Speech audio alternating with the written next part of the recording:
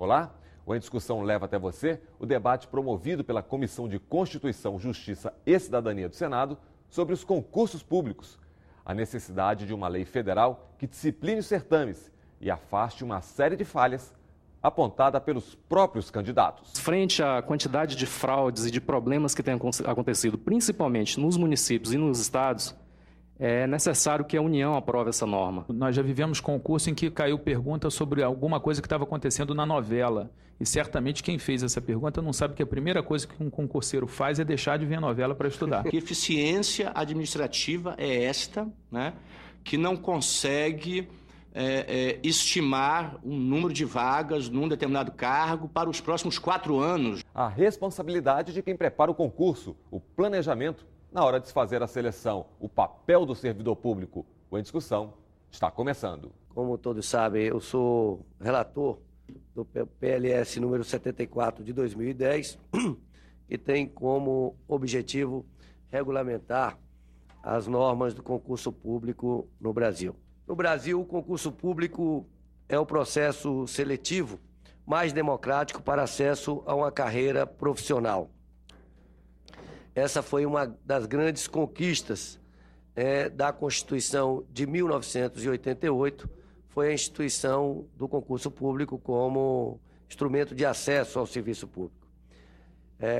Mas nós não temos atualmente regras claras que assegurem aos candidatos a justa e regular realização do concurso público, dentro de um mínimo de segurança jurídica, nem o acesso à justiça para a solução das irregularidades nesta área. O concurso público é uma escolha da Constituição. Então, aperfeiçoar o sistema do concurso público não é um favor a ninguém, é apenas cumprir a Constituição. Mas esse cumprimento vai trazer enorme benefício para a população, que vai ter um bom servidor público qualificado. Nada pior do que a gente deixar alguém entrar com fraude no concurso, porque se a pessoa entra por fraude dando dinheiro para alguém, com certeza vai ser um corrupto a mais dentro do serviço público. Então, a porta de entrada é o primeiro lugar para a gente estabelecer um serviço público sério e competente. Um candidato, na sua preparação para concurso, ele investe ali não só o seu tempo, como os seus parcos recursos financeiros, como abdica de convívio familiar, enfim, abre mão de diversos projetos durante um período significativo da sua vida, almejando o ingresso em um cargo público. As estimativas que apontam aí 12 milhões, 15 milhões de candidatos interessados hoje em concursos públicos, só aqui por Brasília são mais de 300 mil candidatos, né? A sensação que eu tenho é que essa balança ela não está num ponto razoável hoje, né? A sensação que eu tenho é de que a discricionalidade administrativa tem falado mais alto do que o respeito aos candidatos. O cidadão candidato não pode mais ficar sujeito às gritantes irregularidades que vêm ocorrendo nos concursos públicos, frequentemente noticiadas pela mídia, as quais impedem o acesso justo e igualitário aos cargos e empregos públicos, tais como editais sem a devida publicidade, publicação só no Diário Oficial ou com prazo exíguo para inscrição, regras de editais ambíguas, discriminação de candidatos em virtude de idade, sexo, estado civil e outros critérios injustificados, restrições a candidatos residentes em estados ou municípios diversos daquele no qual será realizado o concurso, exemplo, inscrições somente de forma pessoal,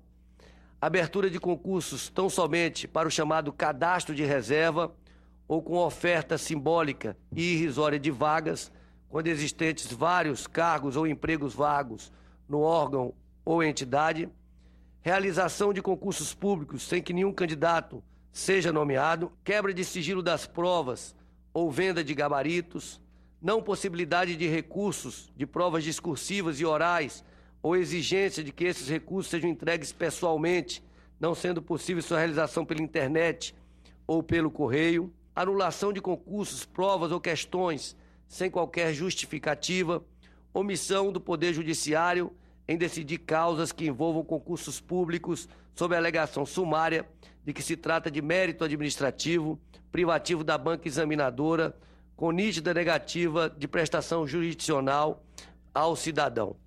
Eu gostaria de dizer que, por parte do CESP, nós apoiamos integralmente esse tipo de iniciativa, né, como esse do PLS 074.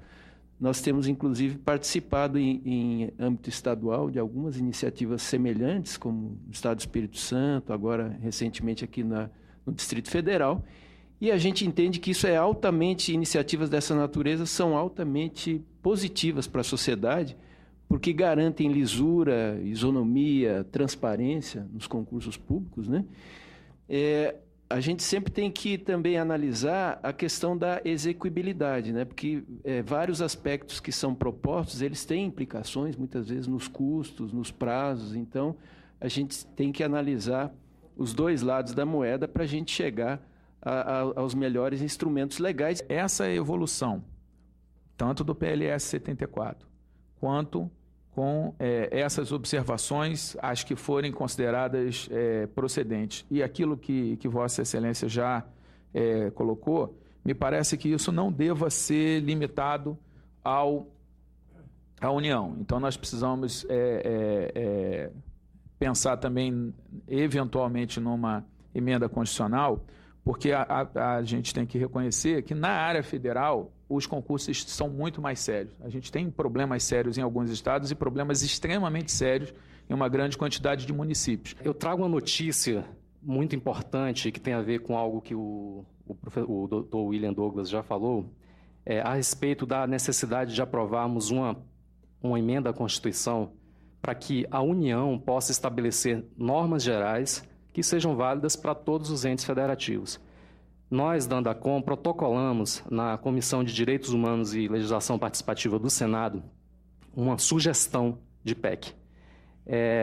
Essa proposta já tem relator, senador Ginhagelo, mas frente à quantidade de fraudes e de problemas que têm acontecido, principalmente nos municípios e nos estados, é necessário que a União aprove essa norma.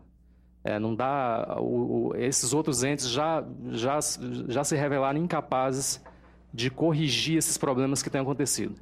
Destaco principalmente a questão dos municípios, que está em uma situação calamitosa. E uma outra questão que nós não podemos perder de vista é um compromisso moral do servidor público com o interesse público. Para mim, serviço público não é atividade profissional, é sacerdócio. O sujeito precisa ter vocação para a administração pública. Vocação para servir ao público, servir ao interesse público. Não é uma questão de recebimento de salário ao fim do mês. Nós precisamos superar isso, não é? E aí o Congresso Nacional tem um papel fundamental para resgatar esse debate, porque esse debate está na base da discussão sobre concurso público. Não pode ser deixado de lado. No próximo bloco, falhas no conteúdo das provas, recursos que não são aceitos, a justiça que tarda. A gente volta em instantes.